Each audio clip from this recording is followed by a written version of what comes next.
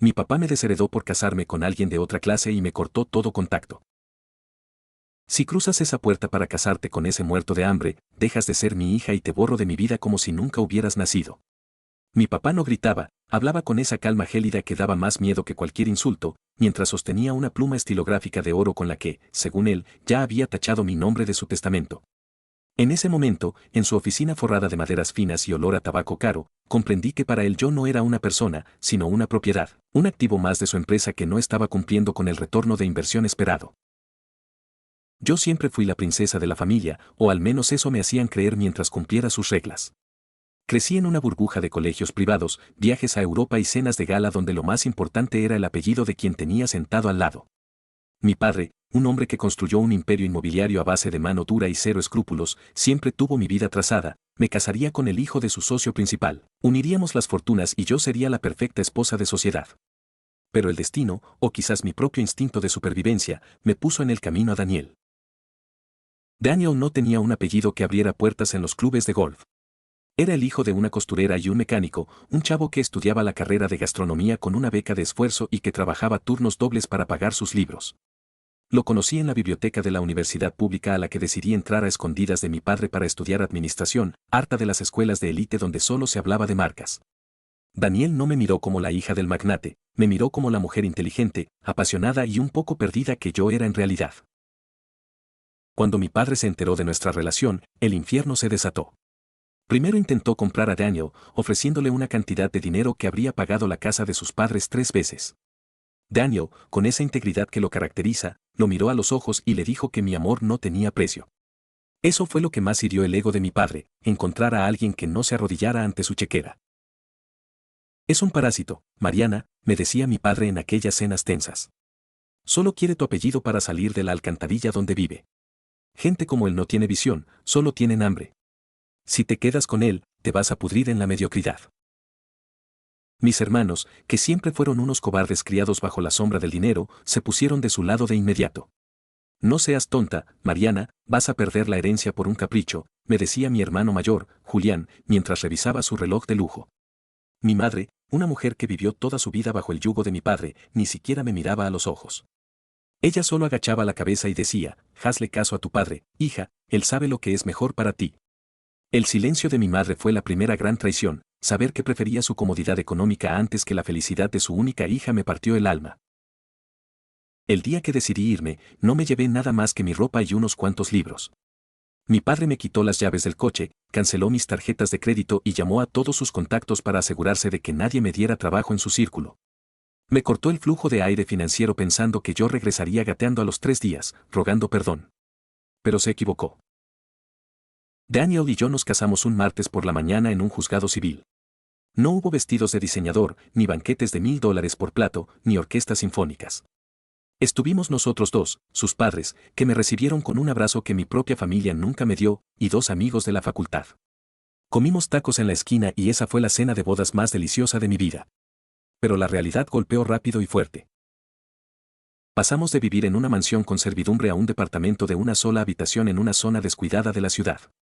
El calor era sofocante, el ruido de la calle no paraba nunca y las cuentas se acumulaban. Daniel trabajaba en una cocina de hotel picando cebollas 10 horas al día, y yo, la experta en administración, terminé limpiando mesas en una cafetería porque el apellido de mi padre funcionaba como una lista negra en las grandes empresas.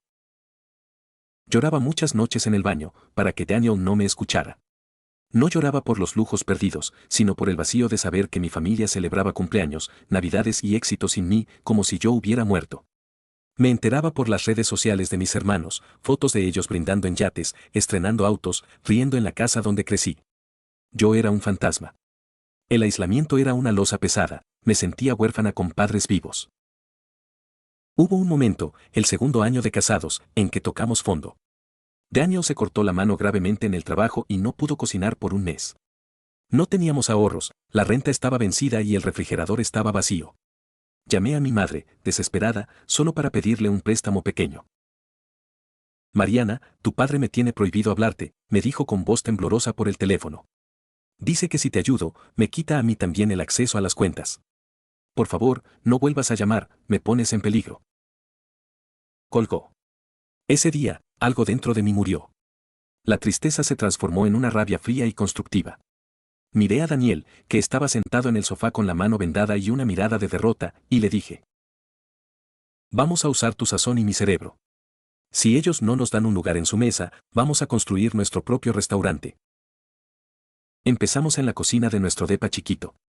Daniel preparaba unas salsas artesanales y unos guisos que su abuela le había enseñado, y yo creé una marca en redes sociales. No teníamos dinero para publicidad, así que yo misma salía a repartir volantes casa por casa, con los pies hinchados y el orgullo guardado en la mochila.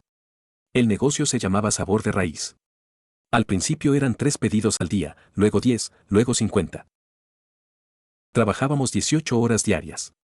Daniel cocinaba hasta que le dolían los hombros y yo manejaba la logística, las entregas y las finanzas en una libreta vieja. Usábamos el transporte público para entregar los pedidos, cargando hieleras pesadas bajo el sol. Poco a poco, la gente empezó a notar que nuestra comida no solo era barata, sino que tenía un sabor que te recordaba al hogar. La recomendación de boca en boca hizo lo que el dinero de mi padre nunca pudo: crear lealtad real. El tercer año, logramos rentar un local pequeño. Era apenas un garaje acondicionado con 3 mesas, pero era nuestro. Cada azulejo, cada silla, cada plato fue comprado con el sudor de nuestra frente. Yo misma pinté las paredes mientras Daniel diseñaba el menú. No pedimos préstamos, no pedimos favores. Construimos desde los escombros. Mientras nosotros subíamos peldaño a peldaño, el imperio de mi padre empezaba a mostrar grietas. Yo no lo sabía entonces, pero mi padre se había vuelto un hombre paranoico y tirano. Su control absoluto terminó por asfixiar a los que lo rodeaban. Mis hermanos, acostumbrados a que todo se les diera fácil, empezaron a cometer errores financieros graves en la empresa. Julián, el heredero estrella, se metió en negocios turbios de criptomonedas y perdió una parte importante del capital operativo. Mi padre, en lugar de ayudarlos, los humillaba públicamente, creando un ambiente de guerra civil dentro de su propia casa. Un día, una crítica gastronómica muy importante de la ciudad llegó a nuestro pequeño local. Pidió el guiso de la abuela y se quedó en silencio mientras comía. Al día siguiente, salimos en la portada de la sección de estilo de vida del periódico más importante. El titular decía: la joya escondida de la ciudad, donde el amor sabe mejor que el dinero. De la noche a la mañana, el garaje de 3 mesas se llenó. Tuvimos que contratar personal, ampliar el local, y pronto, abrir nuestra primera sucursal con terraza en una de las mejores zonas de la ciudad. Irónicamente, nuestro primer gran restaurante estaba a solo 3 cuadras de la oficina de mi padre. Un día, mientras yo supervisaba la llegada de los insumos, lo vi pasar en su Mercedes negro. Se detuvo en el semáforo y me vio. Yo estaba usando un delantal, con harina en las manos y una sonrisa mientras bromeaba con uno de mis meseros. Nuestras miradas se cruzaron. No hubo saludo, no hubo gesto de perdón. Solo vi en sus ojos una mezcla de asombro y una envidia profunda. Había descubierto que su hija mediocre había construido más con un sartén y una libreta que él con todos sus millones mal ganados. La caída final de mi familia fue lenta y dolorosa, como suele ser la caída de los que creen que el dinero los hace inmortales. Mi madre, después de 30 años de aguantar infidelidades y maltratos psicológicos, finalmente se armó de valor. Cuando se dio cuenta de que mi padre estaba empezando a perder la cordura por los problemas legales de Julián, lo demandó por divorcio y pidió la mitad de todo. Fue el escándalo del año. Mi padre intentó pelear, pero mi madre tenía pruebas de años de abusos y movimientos financieros ilegales que él mismo le había confesado en la intimidad. Mis hermanos, en lugar de apoyar a alguien, empezaron a pelear entre ellos por lo que quedaba de la fortuna. Contrataron abogados carísimos que terminaron llevándose la mayor parte del dinero en honorarios. La empresa familiar fue vendida a un grupo extranjero para cubrir las deudas y las multas fiscales que Julián había generado. Hoy, mi vida es un sueño que nunca imaginé. Tengo 3 restaurantes exitosos, una casa llena de luz y plantas, y 2 hijos maravillosos que crecen viendo a sus padres trabajar juntos con respeto y admiración. Daniel es un chef reconocido y yo soy la directora de nuestra propia cadena de hospitalidad. No tenemos que fingir en cenas de gala ni agachar la cabeza ante nadie. Mi madre ahora vive en un departamento pequeño, lejos de los lujos pero con una paz que nunca tuvo. Ella intentó acercarse a mí hace un año, y aunque la perdoné porque no quiero cargar con odios, mantenemos una distancia saludable. Entendí que el perdón es para mí, no para ellos. Mi padre terminó solo. Vive en una casa rentada, porque la mansión fue embargada. Sus hijos no lo visitan porque ya no tiene dinero que darles. Se dice que se pasa los días sentado en un parque, mirando a la gente pasar, esperando una llamada que nunca llega. Mis hermanos siguen peleando en los juzgados por migajas, mientras su apellido, ese que tanto defendían, ahora es sinónimo de fracaso y escándalo. A veces, cuando cierro el restaurante por la noche y me quedo un momento contemplando la terraza iluminada, recuerdo aquel día en su oficina. Recuerdo el miedo que sentí al pensar que sin su dinero yo no era nada. Y sonrío. Sonrío porque me doy cuenta de que la mayor herencia que me dejó fue su rechazo, porque ese rechazo me obligó a encontrar mi propia fuerza. Hoy vivo mi mejor vida con paz y libertad, sabiendo que cada cosa que poseo es fruto del amor y la integridad. Daniel y yo no somos de otra clase, somos de la clase de gente que no se rinde, que sabe que el valor de una persona se mide por su capacidad de levantarse y no por el saldo de su cuenta bancaria.